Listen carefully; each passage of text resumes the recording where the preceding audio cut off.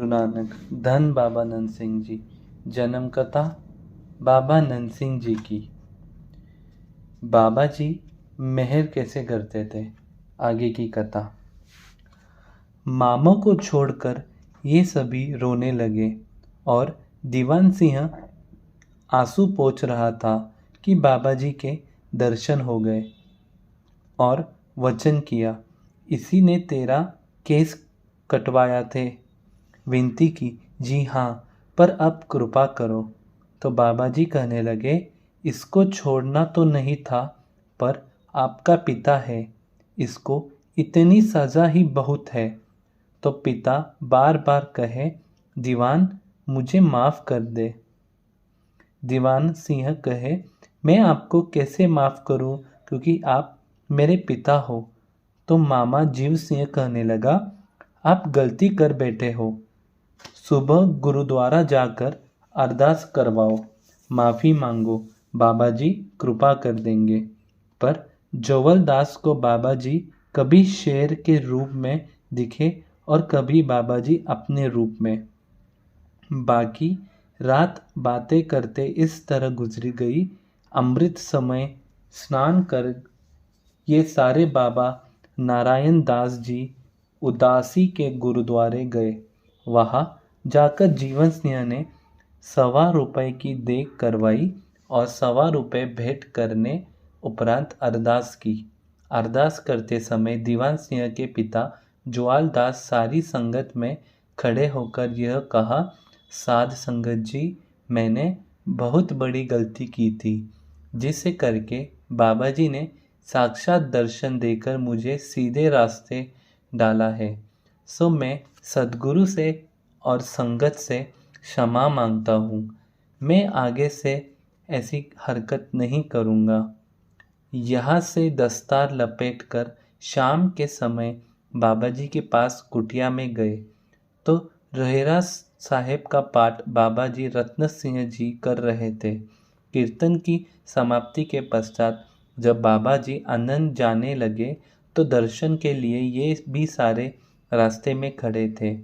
इनको देखकर बाबा जी बहुत हंसे और पूछने लगे, क्यों भाई, कोई रात की कहानी याद है?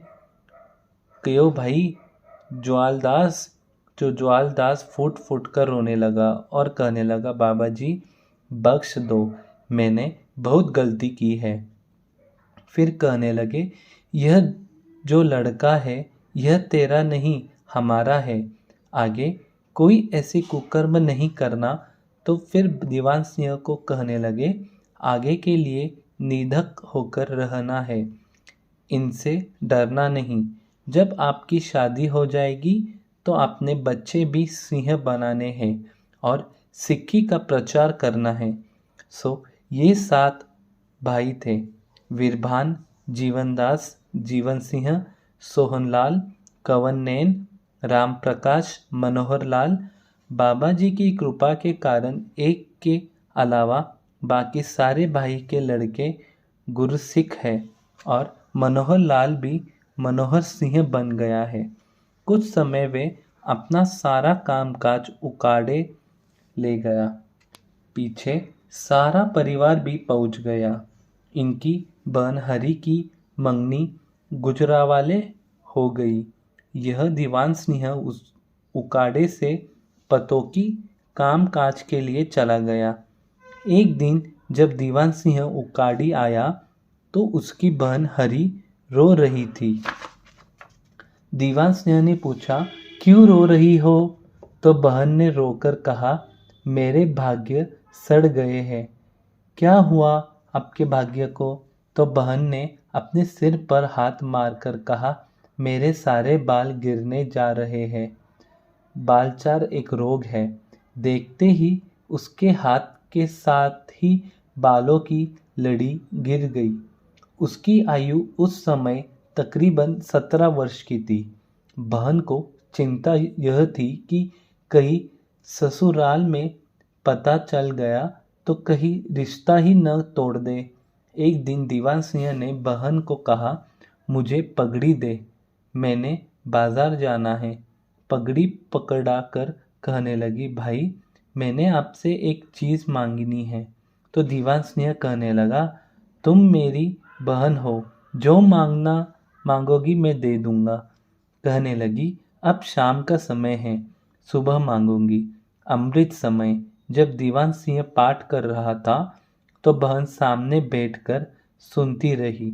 जब भोग पड़ गए तो कहने लगी, मैं आपसे एक चीज़ मांगती हूँ। कहने लगा, बता। हंसकर कहने लगी, तू मुझे अपने सिर के केस दे दे, क्योंकि मुझे विश्वास है कि ये आपको बाबा जी ने बख्शे हुए हैं। केस मेरे सिर का श्रृंगार है और तू पगड़ी पहनकर गुजारा कर लेगा। और अगर मेरी मंगनी टूट गई तो मेरी और मेरे परिवार की बदनामी होगी। तो दीवान सिंह ने कहा, परसों पूर्णमासी है, तुम कड़ा प्रसाद बनवा लेना और अरदास कर देना।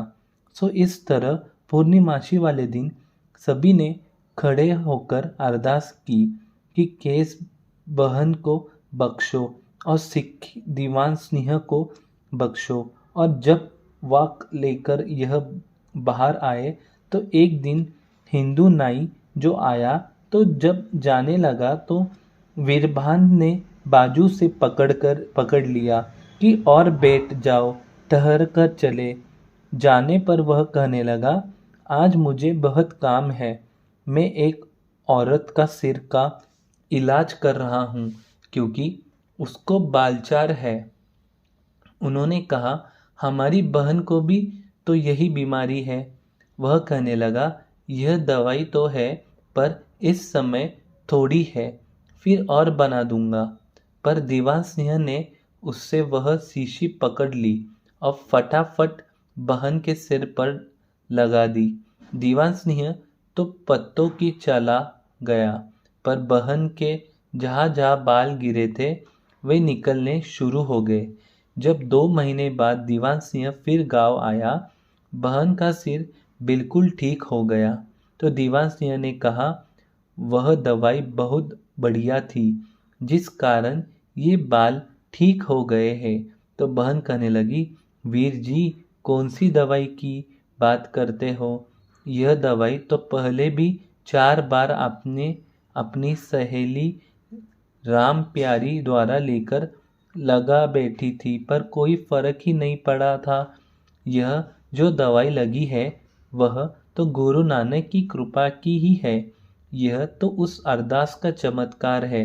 दीवान सिंह को पता कि चल गया। पौनों 2 महीने के बाद जब फिर आया तो बहन ने दुपट्टा उतार कर दिखाया। कहने लगी, देखो, जितने बाल मेरे जन्म के समय थे अब तो उससे भी कई गुना भारी केस है। यह सब गुरु नानक की कृपा हुई है। पर जब दीवान सिंह ने अपने सिर से पगड़ी उतारी तो क्या था, बहुत सारे बाल झड़ चुके थे। जब से इसने अरदास की उसके पश्चात लगातार केस झड़ने शुरू हुए। तो उधर लड़की के ससुराल वालों को पता चला कि लड़की को बालचार है, तो उसकी जेठानी किसी बहाने इनके घर आई तो सिर से दुपट्टा उठाकर देखा, पर ऐसी कोई बात नहीं थी। दीवान सिंह ने बहुत बढ़िया दवाई खाई पर उसके झड़े बाल नहीं उगे, छोटी सी जूड़ी होती थी, बाकी सारी खोपड़ी गंजी थी। जब यह सब कुछ माता पिता ने देखा तो बहन को कहने लगे, इसके सिर के केस तो अपने ले लिए हैं, पर उसकी दाढ़ी के बाल न ले लेना। पर बहन ने कहा, इसको बालचार नहीं है, यह तो हमारी अरदास का फल है। पर दीवान सिंह को कुछ डर पड़ गया, इसलिए सारे मिलकर बाबा जी के पास पहुँचे। यह बात तकरीबन 1940 की है। उन दिनों बाबा जी झलारी ठहरे हुए थे। 2 दिन ठहर भीड़ बहुत थी। लदा सिंह को कहा, हमारा एक मामला है जो हमने बाबा जी के आगे पेश करना है। इतनी बात हो रही थी कि इतने में बाबा जी ने अंदर से आवाज़ दी, इनको अंदर आने दो। तो सारे अंदर गए, माथा टेका। तो इनकी विनती करने के बिना ही बाबा जी हंस पड़े और कहने लगे, अरदास करके बहन को केस दे दिए हैं और अब डर लगता है। तो दीवान सिंह ने दाढ़ी की तरफ इशारा करते विनती की, जी इसका डर है। तो बाबा जी कहने लगे, डरना नहीं, दाढ़ी बहुत सुंदर उतरेगी। तो समय पर बाबा जी के सारे वचन सत्य निकले। तो जब बहन का विवाह हो गया और ससुराल गई, तो इसी शक में कई औरत उसको देखने के लिए आई। तो जब सिर देखा और कहना, यह कहानी तो किसी ने झूठ ही बताई है। पर बहन, यह कहानी तो किसी को बताया नहीं, बस इतना ही मुंह से कहे, धन बाबा नंद सिंह जी। जब कोई बालचार की बात चलाए तो बताए, कुछ नहीं इतनी बात कह दे, धन बाबा नंद सिंह जी। तो ससुराल ने पूछा कि सच बता, यह कहानी क्या थी। तो जब यह कोई बात पूछता है तो तुम धन्य बाबा नंद सिंह जी कह देती है, पर बताती कुछ नहीं। तो इसकी आंखों में आंसू आ गए और कहने लगी, ज़रूर बताऊंगी, सिर्फ बताऊंगी नहीं, आंखों द्वारा दिखाऊंगी भी, पर अभी नहीं। तो जब दीवान सिंह उसको मिलने गया, तब बहन ने सबको बताया और भाई के सिर से पगड़ी उतार कर केस दिखाए और सारी आप बीती सुनाई और वैरागी होकर बाबा जी की बड़ाई की। तो उस समय सारे परिवार के मुख से सहज स्वभाव से निकला, धन बाबा नंद सिंह जी। यह सारी कहानी सुनकर और चमत्कार देखकर सारे परिवार ने बाबा जी के दर्शन करने का विचार बना लिया और बाबा जी के दर्शन किए और पक्के संगी बन गए।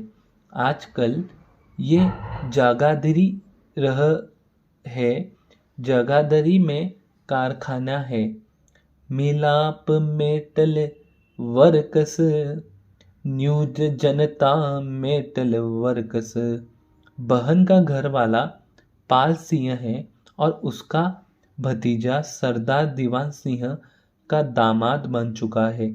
सो गुरुमुखो, बाबा नंद सिंह जी महाराज की कैसी बड़ाई है, कैसे कैसे वे संगतों को गुरु के साथ जोड़ते और किस तरह रक्षा करते और कैसे अमृत चखने को प्रेरित करते और कैसे नाम जपाते, यह बाबा जी के इतिहास से पता चलता है। और यह जो दीवान सिंह की कथा है, इनमें कितनी शिक्षा मिलती है। सो इसलिए हमें भी कोशिश करें, सिर्फ कथा पढ़ने सुनने तक ही सीमित न रहे, बल्कि अमल करें। आपने आम करमाते की कहानी या कथाएं बहुत सुनी होंगी। भाई, इसने मरकर जीवित कर दिया। इस तरह की करवायत सिद्धों की भी सुनी होगी। पर जिस तरह की यह बाबा जी की कथाएं हैं, जो सिर्फ कथाएं या कहानियां नहीं, बल्कि ये शिक्षादायक भी है। और दास की भी यह बड़ी से बड़ी कोशिश है कि वे ही कथाएं दर्ज करें जिनमें से हमें ज़्यादा से ज़्यादा शिक्षा मिल सके। धन बाबा नंद सिंह जी, धन बाबा नंद सिंह जी।